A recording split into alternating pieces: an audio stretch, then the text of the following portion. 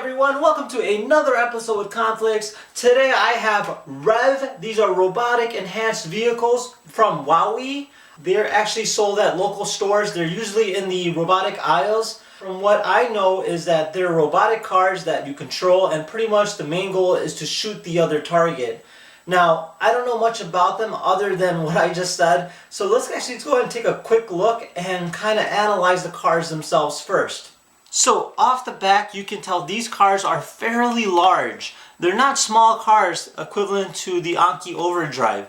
Now when you're looking at them in particular, you want to look for different cues. So one thing that I noticed right away is that they have multiple sensors on them. So there's one on the front, there's one on the sides, and then there's one on the back. In addition, there's actually an LED strip right here. Pretty much it lights up, from what I know, what color your car is. And inside the windshield, I can see from the strain of light, I can see some electronical parts in there. It looks like some chips, some sensors.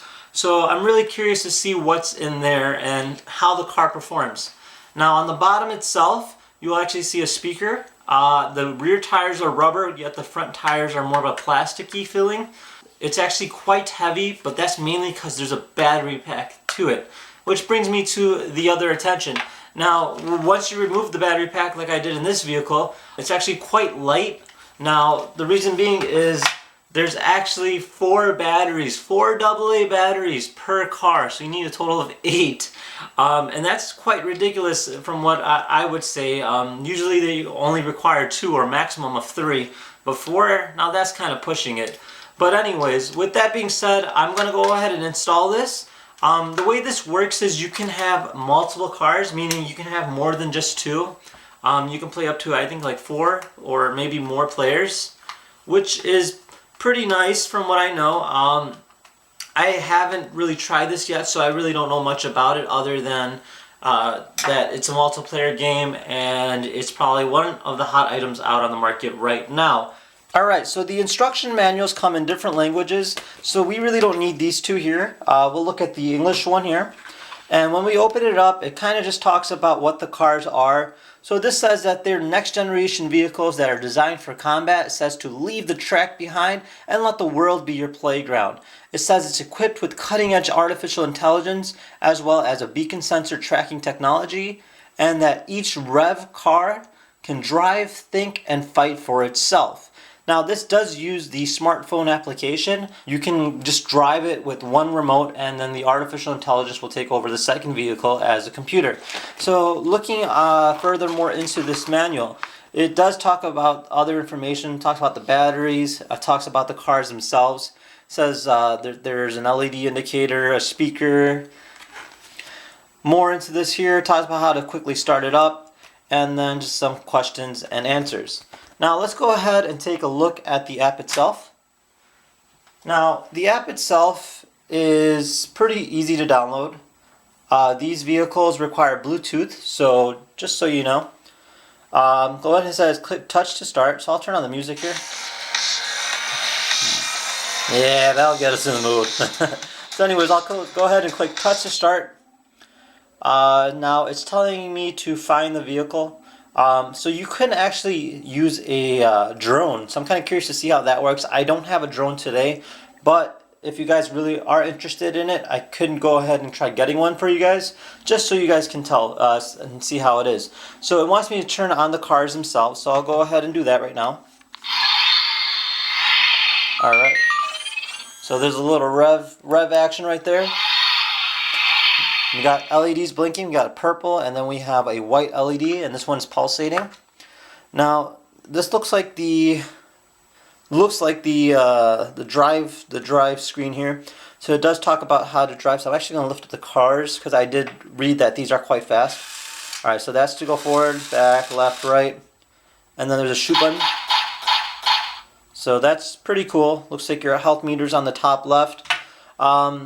From there, I'm going to go ahead and click on the menu itself, and we'll go ahead and, I guess, start a campaign and see what else there is to offer.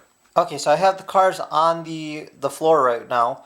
So there's an arena mode, a campaign mode. Arena says it's to be used with your friends. So since I am playing alone, we'll click on the campaign mode. It says tap AI to activate the campaign, so I'll do that.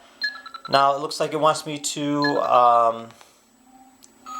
alright, so it just picked up the computer car here, which is the white one, and we'll go ahead and click on the first level here, and then just start. 3, 2, 1. Alright, so the AI is actually following me. I'll go ahead and shoot at it.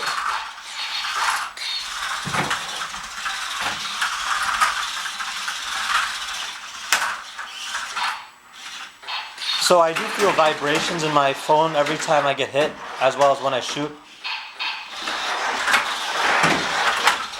The controls are a little tough. I think the joystick feature isn't that great from what I'm feeling right now. This does feel like it would be pretty fun to play with if we were in a larger room. Every time I do get shot, the car does blink.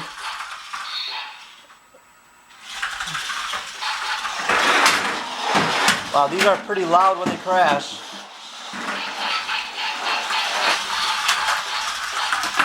Oh!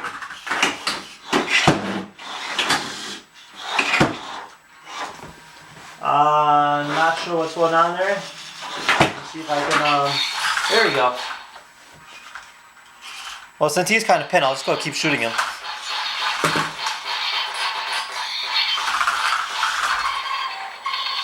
Alright, so it looks like it says, enemies are eliminated, your enemies will seek revenge, prepare for another battle. So pretty much I won. That was pretty fun.